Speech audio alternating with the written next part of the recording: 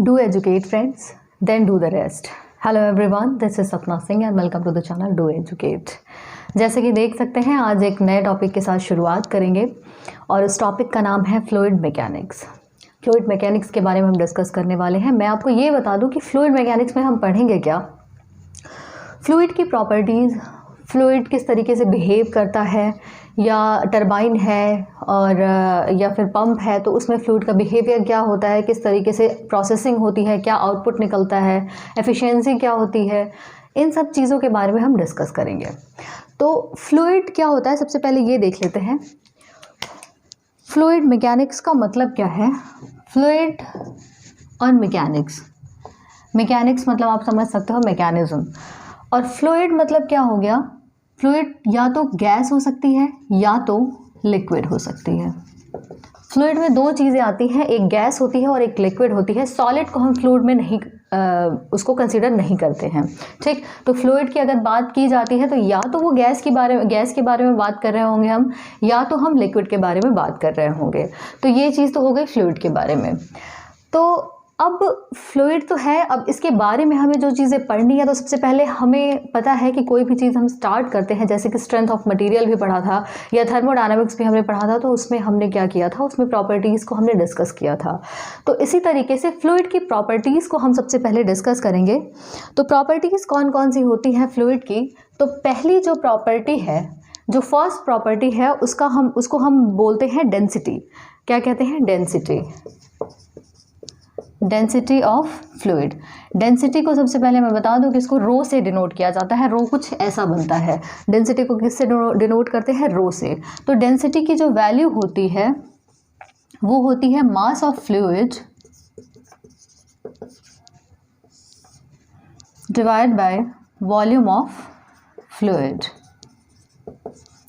Density की value क्या होती है? Mass divide by volume. तो इसको कैसे डिनोट कर सकते हैं? m/v से। तो मास की जो यूनिट होती है वो क्या होती है? kg होती है, और वॉल्यूम की जो यूनिट होती है वो क्या होती है? Metre cube. यानी कि इसकी जो यूनिट आएगी वो क्या आएगी? kg पर मीटर क्यूब। इसकी वैल्यू क्या आ जाएगी? kg पर मीटर क्यूब। एक चीज़ यहाँ पे हमें ध्यान ये देनी है कि जो डेंसिटी वाटर की होती है, डेंसिटी ऑफ वाटर, उसकी वैल्यू होती है 1000 kg पर मीटर क्यूब। और एयर की अगर बात की जाए तो एयर की जो डेंसिटी होती है 1.2 kg पर मीटर क्यूब। ये वैल्यू आती है। ये हमें याद रखना है क्योंकि कई बार क्वेश्चंस में क्या होता है कि वो सीधे क्वेश्चन पूछ लेते हैं, लेकिन वहाँ पे डेंसिटी, वाटर एक टर्म, एक नाम वहाँ पे होगा वाटर का, लेकिन वहाँ पे डेंसिटी नहीं दी होगी, या फिर एयर का नाम दे देंगे लेकिन वहाँ पे डेंसिटी नहीं दी होगी। तो उस केस में हम क्या करेंगे, ये वैल्यू हमें याद रखनी होगी, जिससे कि हमें कैलकुलेशन में थोड़ा ईजी होगा, ठीक। तो रो वाटर की वैल्यू 1000 हो गई और रो एयर की वैल्यू 1.2 kg पर मीटर क्यूब हो गई। जो दूसरी प्रॉपर्टी आती है उसको हम कहते हैं, दूसरी जो प्रॉपर्टी होती है उसको हम कहते हैं स्पेसिफिक ये वेट या फिर वेट डेंसिटी। स्पेसिफिक वेट या फिर वेट डेंसिटी। फर्स्ट क्या था? डेंसिटी। दूसरा क्या है? Weight density. वेट डेंसिटी को हम और दूसरे किस नाम से जानते हैं? उसको हम कहते हैं स्पेसिफिक वेट के नाम से भी हम जानते हैं। और इसकी जो वैल्यू होती है वो होती है वेट डिवाइड बाय वॉल्यूम। इसकी वैल्यू क्या निकल के आती है? Weight by volume. और वेट जो है, वेट हमें पता है वो न्यूटन इसकी यूनिट होती है, और वॉल्यूम की जो यूनिट होती है वो मीटर क्यूब होती है। ये वेट जो होता है न्यूटन होता है और वॉल्यूम क्या होता है? Metre cube. यानी कि इसकी जो यूनिट निकल के आएगी वो क्या होगी? न्यूटन पर मीटर क्यूब, ठीक। डेंसिटी की यूनिट क्या आ रही थी? kg पर मीटर क्यूब, और इसका क्या है? स्पेसिफिक में क्या है? न्यूटन पर मीटर क्यूब। यानी कि यहाँ पे मास है, यहाँ पे न्यूटन है, मतलब फोर्स है, ठीक है। एक तरीके से आप m/g कह सकते हो यहाँ पे। तो ये बात हो गई स्पेसिफिक वेट या फिर वेट डेंसिटी की। जो थर्ड पॉइंट हम पढ़ेंगे वो पढ़ते हैं हम स्पेसिफिक ग्रेविटी के बारे में।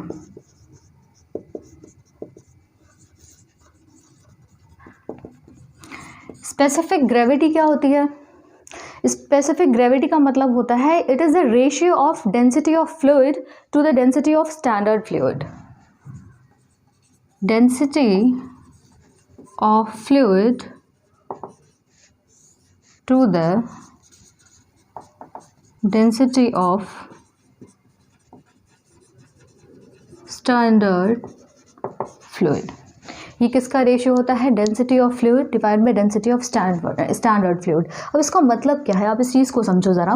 डेंसिटी ऑफ फ्लूइड, कोई भी फ्लूइड जो अगर दिया है, अगर मान लो वहाँ पे मरकरी दिया है या फिर वाटर दिया है या फिर कोई भी चीज़, कोई लिक्विड, कोई भी गैस दी हुई है, अगर मान लो कोई मैनोमीटर है, उसमें जो भी लिक्विड है तो उसके अंदर जो फ्लूइड भरा है, मैनोमीटर क्या होता है वो हम आगे डिस्कस करेंगे। मैनोमीटर आप इतना समझो कि प्रेशर को मेज़र करने के लिए यूज़ किया जाता है। क्या मेज़र करते हैं हम उससे? प्रेशर को मेज़र करते हैं।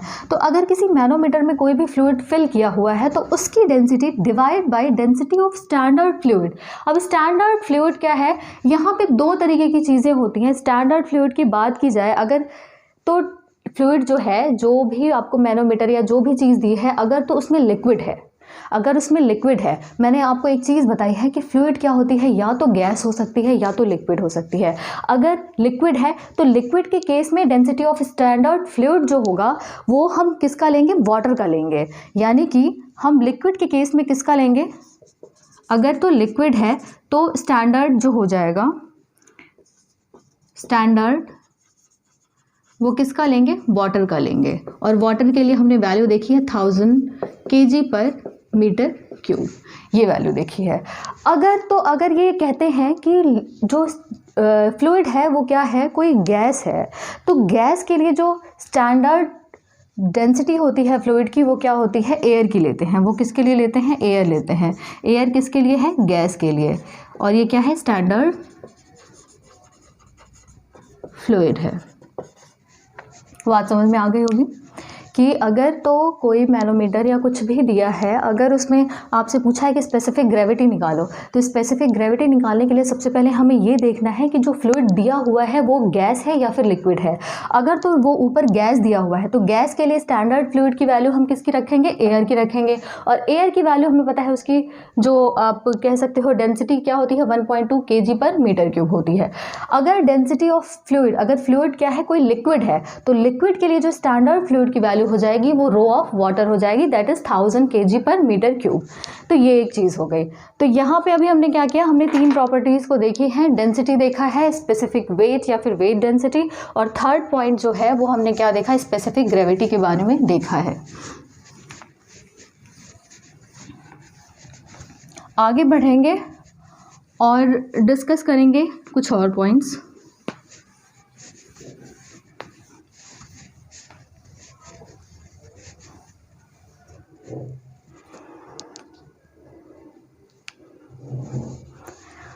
बल्क मॉडुलस क्या होता है? बल्क मॉडुलस को हम किससे डिनोट करते हैं? के से डिनोट करते हैं। बल्क मॉडुलस को हम किससे डिनोट करते हैं? इसको हम के से डिनोट करते हैं। और जो बल्क मॉडुलस की वैल्यू जो होती है, हमने सोम में पढ़ा था, स्ट्रेंथ ऑफ मटेरियल में पढ़ा था, इसकी जो वैल्यू होती है वो क्या होती है? Volumetric stress divide by volumetric strain.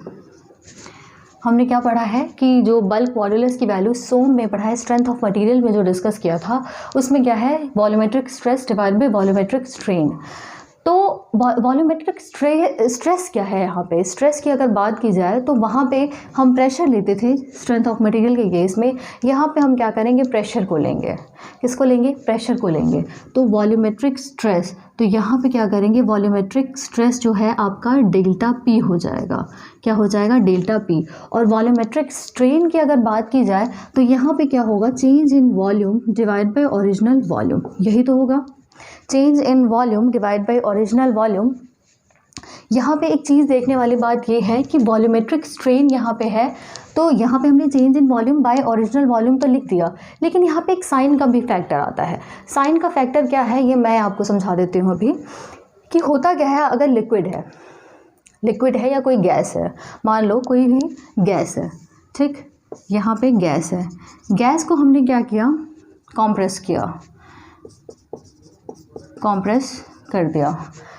जब हम इसको कॉम्प्रेस करेंगे तो होगा क्या? इसका जो वॉल्यूम होगा वो कम होगा, किसी चीज़ को प्रेस कर रहे हैं, दबा रहे हैं, तो उसका मतलब क्या, उसके वॉल्यूम में रिडक्शन होगा। गैस है तो उसमें वॉल्यूम में क्या होगा, रिडक्शन होगा। ये लिक्विड भी होगा तो लिक्विड में भी बहुत थोड़ा सा रिडक्शन होता है, लेकिन होता ज़रूर है। ठीक, तो यहाँ पे क्या हुआ कि पहले वॉल्यूम मान लो ज़्यादा था, V1 था, बाद में जो वॉल्यूम बना वो V2 बना। तो चेंज इन वॉल्यूम क्या होता है, हमें पता है this is V2 minus V1, लेकिन V2 की वैल्यू V1 से क्या होगी, आप एक चीज़ सोच के बताओ, V2 की वैल्यू V1 से कम होगी या ज़्यादा होगी। ऑब्वियस सी बात है V2 की वैल्यू V1 से कम होगी। क्यों कम होगी, क्योंकि कंप्रेस किया गया है। जब कंप्रेस करोगे तो वहाँ पे क्या होगा, प्रेशर बढ़ता है और वॉल्यूम डिक्रीज होता है। जब वॉल्यूम डिक्रीज होगा तो V2 की वैल्यू क्या होगी, लेस देन V1 होगी। तो यहाँ पे V2 माइनस V1 की जो वैल्यू आएगी वो नेगेटिव आएगी। नेगेटिव आएगी क्यों, क्योंकि इसकी वैल्यू कम है। तो यहाँ पे हम क्या करेंगे, माइनस का डेल्टा V बाई V लिख देंगे। क्या लिखेंगे, माइनस का डेल्टा V बाई V कर देंगे। ये हो गई बल्क मॉडुलस की वैल्यू, बल्क मॉडुलस की वैल्यू। ये तो हो गई वॉल्यूम के फॉर्म में, K is equals to del P over minus का डेल्टा V बाई V, ये वॉल्यूम के टर्म में हो गए। कई बार क्या होता है कि बल्क मॉडुलस पूछा जाता है और बल्क मॉडुलस निकालने के लिए वो बोलेंगे कि चेंज इन प्रेशर दिया हुआ है, चेंज इन वॉल्यूम दिया है, ओरिजिनल वॉल्यूम दिया हुआ है, तो आप बल्क मॉडुलस की वैल्यू कैलकुलेट करके बताओ। तो इस फार्मूले की हेल्प से आप इजीली उस चीज़ को निकाल लोगे। कई बार क्या होता है कि डेल्टा P की वैल्यू मतलब चेंज इन प्रेशर दिया है, चेंज इन डेंसिटी दिया हुआ है, वॉल्यूम की जगह क्या कर देते हैं, वॉल्यूम की जगह ये रिप्लेस कर देते हैं इसको डेंसिटी से। तो ऐसे केस में फॉर्मूला क्या बनने वाला है वो हम देख लेते हैं। एक्चुअली होता क्या है इसमें, हमें पता है रो इज इक्वल्स टू क्या होता है, ये हमने पढ़ा था, density is equals to mass by volume. तो rho into V is equals to क्या हो जाएगा, rho into V is equals to क्या हो जाएगा, मास हो जाएगा। Rho into V is equals to क्या हो जाएगा, मास हो जाएगा। अब किसी कोई गैस है, कोई लिक्विड है, कोई गैस है या फिर कोई भी लिक्विड है, उसका मास क्या होगा, मास तो कांस्टेंट ही होता है। मास तो कोई ना कोई कांस्टेंट होगा, 2 kg 3 kg 5 kg 10 kg, constant कोई नंबर ही आएगा ना उसकी जगह। तो मास की वैल्यू क्या हो गई, कांस्टेंट हो गई। इसका मतलब हम कह सकते हैं rho V is equals to क्या हो गया, कांस्टेंट हो गया। अब rho V is equals to constant हो गया तो एक काम करते हैं, इसको थोड़ा सा ना पार्शियल डिफ्रेंशिएट करते हैं, इसका डिफ्रेंशिएशन करते हैं। उसमें हमें क्या मिलेगा, rho d V plus V d rho is equals to constant. Sorry, इसकी वैल्यू कांस्टेंट का इंटीग्रेशन वो डिफरेंशिएशन करेंगे तो क्या वैल्यू हमें मिलेगी, 0 मिल जाएगी। तो rho d V plus V d rho is equals to 0। थोड़ा सा हमें निकालना क्या है, डेल्टा वी बाई वी की वैल्यू निकालनी है। तो डेल्टा वी बाई वी की वैल्यू क्या निकलेगी, rho d V is equals to minus V d rho. अब क्या निकालना है, d V over V is equals to d rho by rho, और यहाँ पे माइनस, ये वैल्यू निकल के आएगी। इसका मतलब minus d v by we की जगह d rho by rho value निकल के आएगी। इसका मतलब क्या है कि इसकी वैल्यू क्या निकल के आएगी, ये निकल के आएगी। तो अब change in volume by original volume है। अब इसकी वैल्यू आप इस इक्वेशन में पुट करो, k इज इक्वल्स टू क्या निकल के आएगा, delta p minus del v by v, minus del v by v, इसका मतलब है डी रो या फिर डेल्टा रो कर लो बाई रो, यानी कि k की जो वैल्यू आएगी rho into d P divide by d rho. ठीक, इसको डेल्टा p कर लो, d कर लो, आपकी मर्जी है। ठीक है, d कर लो या डेल्टा रो कर लो, कोई दिक्कत नहीं है। तो k की वैल्यू क्या निकल के आएगी, हमें इस तरीके से निकल के आ जाएगी। k की वैल्यू प्रेशर और वॉल्यूम के फॉर्म में अगर याद करना है तो ये, ठीक। अगर k की वैल्यू प्रेशर और डेंसिटी के फॉर्म में याद करना है तो ये डिपेंड करता है क्वेश्चन किस टाइप से आपको पूछा जा रहा है। जिस टाइप से क्वेश्चन होगा उस टाइप से आप फॉर्मूले का यूज़ करोगे and finally you will get the answer. अब k की वैल्यू हमने निकाल दी। एक नेक्स्ट टर्म आता है कंप्रेसिबिलिटी। कंप्रेसिबिलिटी अगर आपको याद होगा तो कंप्रेसिबिलिटी हमने थर्मोडायनामिक्स में भी डिस्कस किया था। थर्मोडायनामिक्स में भी हमने डिस्कस किया था कंप्रेसिबिलिटी के बारे में। तो कंप्रेसिबिलिटी जो होता है यहाँ पे, कंप्रेसिबिलिटी इसको हम डिनोट करते हैं बीटा से, और जो बीटा की वैल्यू होती है, beta is equals to 1/k, मतलब इन्वर्स होता है किसका, बल्क मॉडुलस का। 1/k is equals to beta. अब beta is equals to 1/k, अगर k की वैल्यू रखते हैं पी और रो के फॉर्म वाली, तो rho d p by d rho, और इसको लिख देंगे d rho by rho into d p, this is beta. ये किसकी वैल्यू निकल के आ जा रही है? बीटा की वैल्यू निकल के आ रही है। बीटा मतलब कंप्रेसिबिलिटी। अच्छा, एक चीज़ कंप्रेसिबिलिटी होती क्या है? कंप्रेसिबिलिटी मतलब किसी चीज़ को कंप्रेस करना, सीधी सी बात, किसी चीज़ को दबाना, किसी चीज़ को प्रेस करना कंप्रेसिबिलिटी होती है। ठीक, तो ये बात हो गई। तो अभी हमने क्या देखा? बल्क मॉडुलस के बारे में देखा, कंप्रेसिबिलिटी के बारे में देखा। तो एक चीज़ और है यहाँ पे कि अगर यहाँ पे हमने क्या है, पी और रो के फॉर्म में निकाला है, अगर वॉल्यूम के फॉर्म में निकालना होगा तो वॉल्यूम के फॉर्म में भी आप निकाल सकते हो। Beta is equal to 1/k, तो beta is equal to 1/k is del p minus का डेल वी बाई वी, यानी कि माइनस का v del p by del v, ये वैल्यू निकल के आएगी। तो जैसी आपको इक्वेशन होगी, जैसा भी आपको मतलब जिस टाइप की आपको वैल्यूज़ दी हुई होंगी उसी टाइप से आप उसको क्या करोगे? सॉल्व करोगे।